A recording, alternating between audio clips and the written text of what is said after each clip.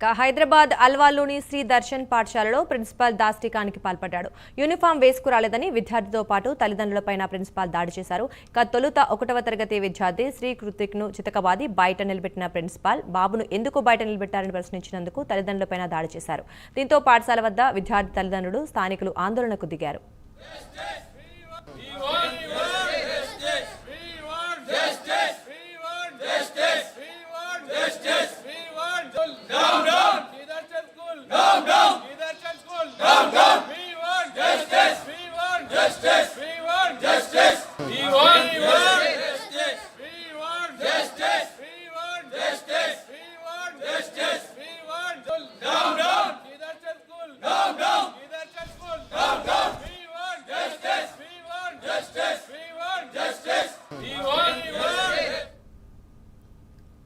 హైదరాబాద్ అల్వాల్లోని శ్రీ దర్శన్ పాఠశాలలో ప్రిన్సిపాల్ దాష్టికానికి పాల్పడ్డాడు.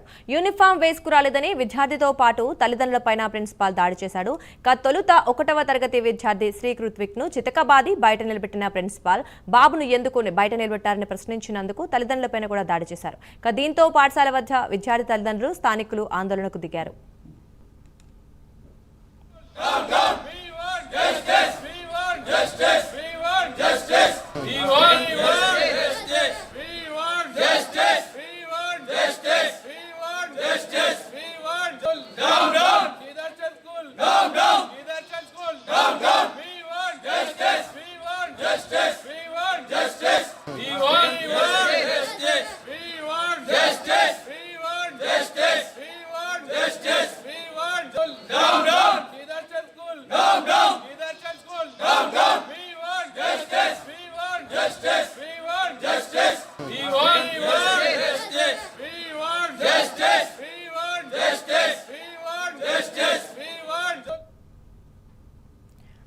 హైదరాబాద్లోని పాఠశాలలో ప్రిన్సిపాల్ అయితే ఒక చిన్న 1వ తరగతి చదువుతున్న విద్యార్థిని బయట నిలబెట్టడం కాదు, తల్లిదండ్రులు ఇదేంటి అని ప్రశ్నించినందుకు వాళ్ళపై కూడా దాడి చేయడం జరిగింది. ప్రస్తుతం అయితే స్థానికులు, ప్రజలు అక్కడ ఆందోళన చేస్తున్నారు. ఇక ఈ విషయం గురించి మరింత సమాచారం మా కరెస్పాండెంట్ లిఖిత అందిస్తారు. లిఖిత, చెప్పండి, మరి ప్రిన్సిపాల్ అలా ప్రవర్తించడం పట్ల స్థానికులు అయితే తీవ్ర ఆగ్రహం వ్యక్తం చేస్తున్నారు. ఇప్పటికే కంప్లైంట్ కూడా ఇచ్చినట్లుగా తెలుస్తోంది. మరి ఏం పరిస్థితి ఏంటి?